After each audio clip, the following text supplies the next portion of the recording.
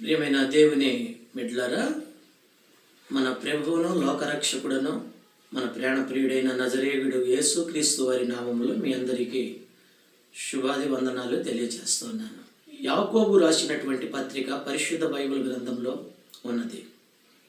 యాకోబు పత్రిక 4వ అధ్యాయం 4వ వచనం ఇలాగూ వ్రాయబడి ఉన్నది: వ్యభిచారునులారా, లోక స్నేహము దేవునికి విరోధము. అక్కడ వ్రాయబడిన మాట, ఎవడైనా లోకముతో స్నేహము చేసిన ఎడల అతడు లేదా ఆమె దేవునికి శత్రువగును. ఈ లోక స్నేహము దేవునికి శత్రువు. అక్కడ మనం ఆ వాగ్దానంలో గమనించినప్పుడు ఈ లోక స్నేహము దేవునికి శత్రువు. ఎవడైనా ఈ లోకంతో స్నేహము చేసిన ఎడల దేవునికి శత్రువు అగునని వాక్యం మనకు సెలవిస్తుంది. అందుకే అక్కడ వ్యభిచారునులారా అనే వాక్యాన్ని మొదలుపెట్టారు. ప్రియులారా, ఈ వాక్యంలో ఉన్నటువంటి ఆంతర్యం, మర్మం, ఈ వాగ్దానంలో ఉన్నటువంటి ఈ విషయాలను ప్రభు నా మనసులో పెట్టినప్పుడు ఈ వీడియో మీకు అందిస్తున్నాను. జాగ్రత్తగా ఈ వాగ్దానాలు విని మీరు మెలకువ కలిగి భవిష్యత్ దినాల్లో ప్రభువుకు అతి సన్నిహితంగానో ప్రభువుకు ప్రియులుగా ఉండాలని దేవుడు ఈ వాక్యం ద్వారా మనకు హెచ్చరిస్తున్నాడు. నేను కూడా ఈ వాక్యం విని మీరు మార్పు చెందేలా జాగ్రత్త కలిగి ఉంటారని తెలియజేస్తున్నాను. దేవునికి మహిమ కలుగును గాక. గమనించండి, ఈ లోకము దేవునికి శత్రువు అన్నప్పుడు ఇక్కడ వ్యభిచారులారా అని వాక్యాన్ని మొదలుపెట్టారు. వ్యభిచారులు అంటే ఆ రోజు శారీరకంగా, భౌతికంగా కొంతమంది వ్యభిచారులు ఉంటే ఉండవచ్చు. కానీ ఇది అక్షరాల ఆత్మ సంబంధమైనటువంటి వ్యభిచారము అని గుర్తించాలి. నిర్గమకాండం 34:14లో విగ్రహముల జోలికి వెళ్ళిన, విగ్రహాలతో సాంగత్యము చేసిన అది దేవుని దృష్టికి వ్యభిచారము క్రిందికి వస్తుందని ప్రభు సెలవిచ్చాడు. ప్రియులారా, ఈ లోక సంబంధమైనటువంటి క్రియలు దేవునికి విరోధమైనవి. లోకములో ఉన్నదంతా చెడు, లోకములో ఉన్నదంతా అవినీతి, అన్యాయం, అసహ్యం. దేవునికి ఇవన్నీ కూడా దుర్నీతి, దుర్మార్గం, దురాలోచన, చెడ్డాలోచన, చెడ్డ తలంపులు,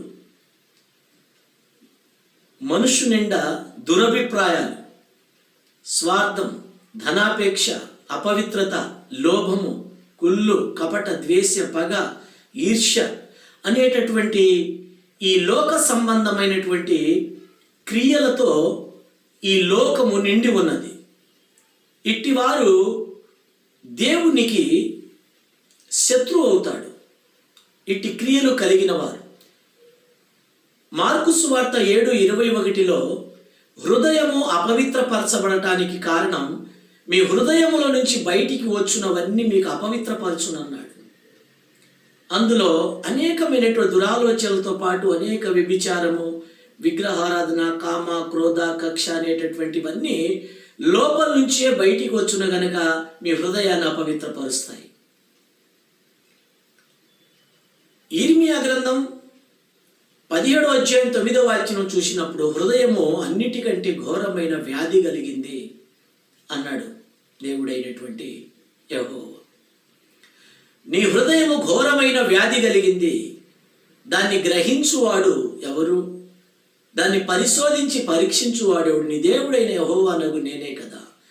మానవుని హృదయం చెడిపోయినది, చెడ్డ హృదయం, చెడ్డ ఆలోచనతో నిండి ఉంది, లోకాశలతో, లోక దురాశలతో నిండి ఉంది.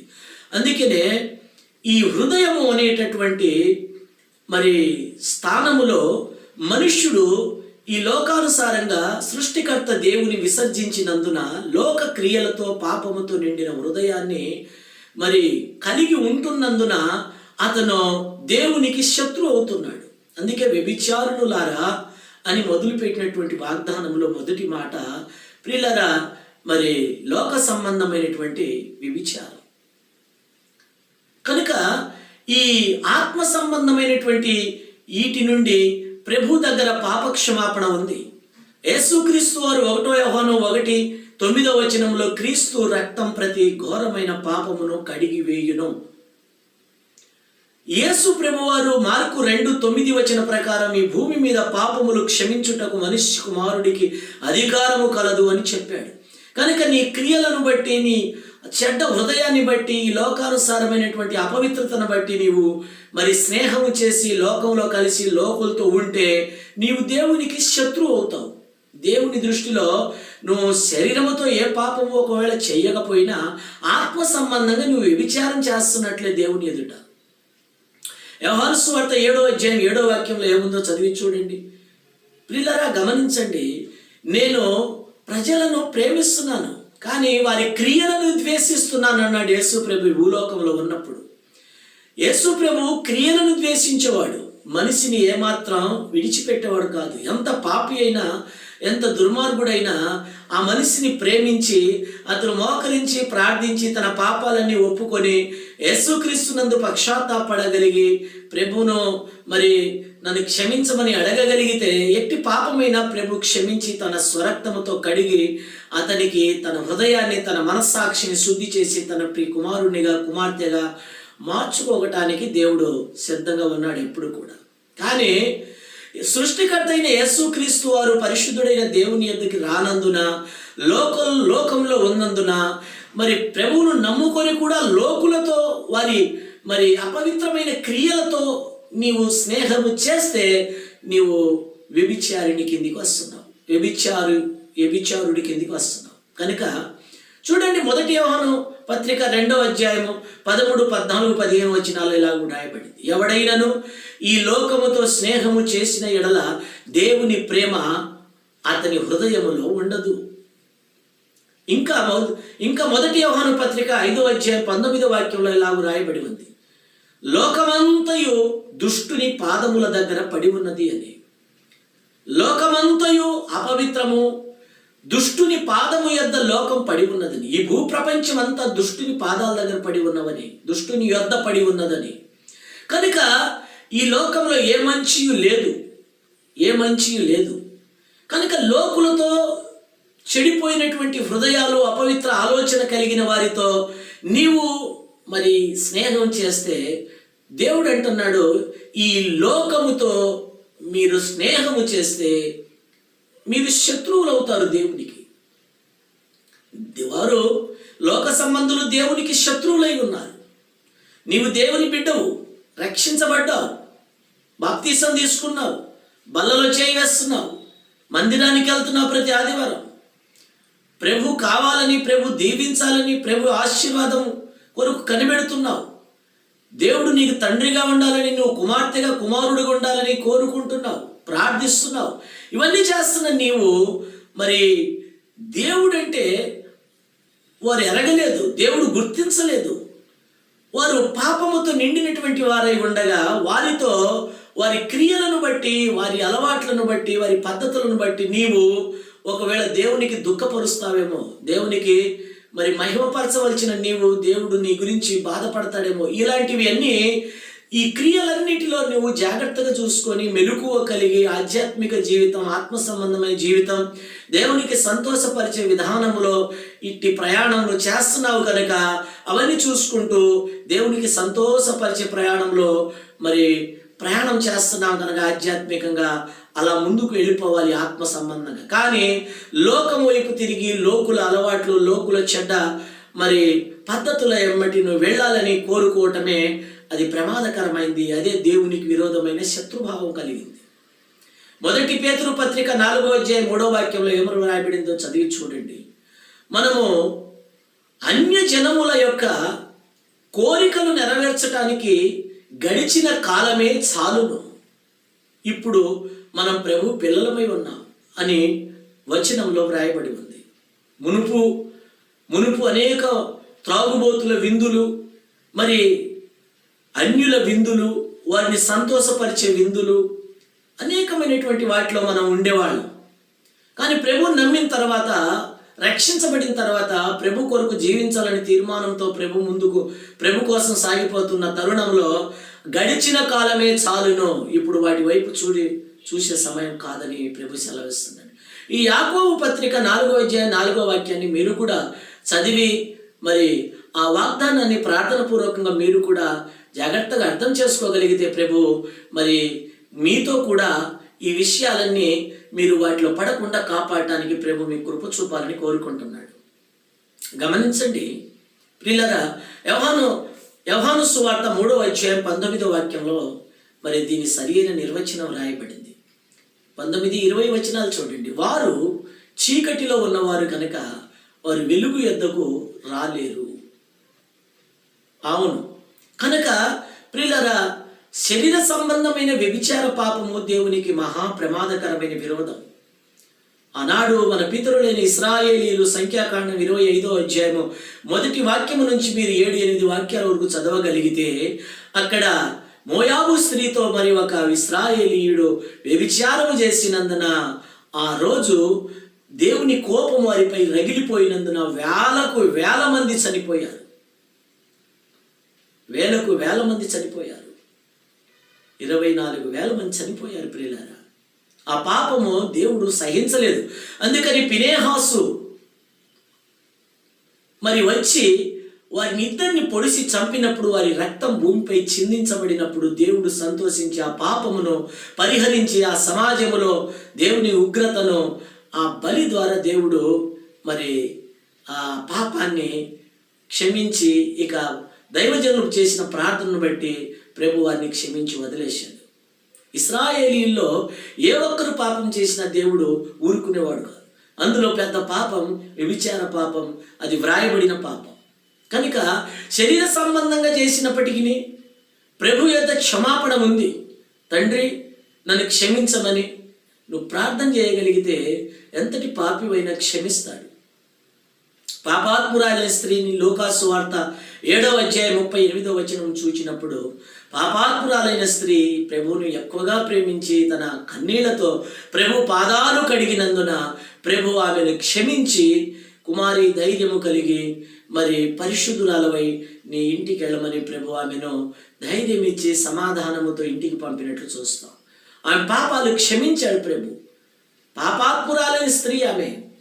కానీ ప్రియులారా గమనించండి, యోహాను సువార్త 8వ అధ్యాయంలో కూడా మరొక స్త్రీని చూచినప్పుడు, అక్కడ పాపంలో పట్టబడిన స్త్రీని అనేకులు మరి రాళ్లతో కొట్టి చంపాలని ప్రభు దగ్గరికి ప్రభు శోధించి అడగాలని చెప్పి తీసుకొచ్చినప్పుడు, మీలో పాపము లేనివాడు మొదటి రాయి వేయమన్నప్పుడు అక్కడ వచ్చిన వారు జనసమూహము ఎవరికి వాళ్ళు వెనక్కి జారి వెళ్ళిపోయారు. ఎవరూ రాయి వేయలేకపోయారు. తమలో ప్రతివాడు నేను పాపం చేశాను, నాలో పాపం లేకుండా నాలో పరిశుద్ధత ఎక్కడుందని ఎవరికి వాళ్ళు పరీక్షించుకొనగా అందరిలో పాపం కనబడింది.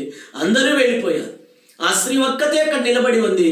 యేసు ప్రభు వారు ఆమెను చూచి, అమ్మా నీవు మరి వెళ్ళలేదా అంటే ఆ ప్రభు అన్నాడు, అమ్మా నేను నీ పాపములు క్షమించాను, నీవు ఇంటికి వెళ్ళమన్నాడు. ప్రభు ఏదో అక్కడ మరి నేల మీద తన వ్రేలితో మరి క్రింద కూర్చొని రాస్తూ ఉన్నాడు. వాళ్ళందరూ వెళ్ళిపోయారు, ఎవరు లేరు అక్కడ.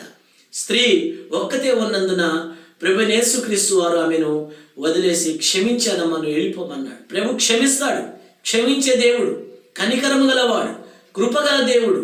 కనుక ఆయన కృప నీ యందు అత్యధికంగా ఉంది. ఆయన కనికరించే దేవుడు. నువ్వు ఇలాంటి పొరపాట్లో ఉంటే ప్రియ సహోదరుడా ఎవరైనా కావచ్చు, మోకరించి క్షమాపణ కోరుకొని ప్రార్థన చేయగలిగితే నీ పాపాలు క్షమిస్తాడు. ఇక మీదట నువ్వు పాపము చేయకుండా జాగ్రత్త పడాలి.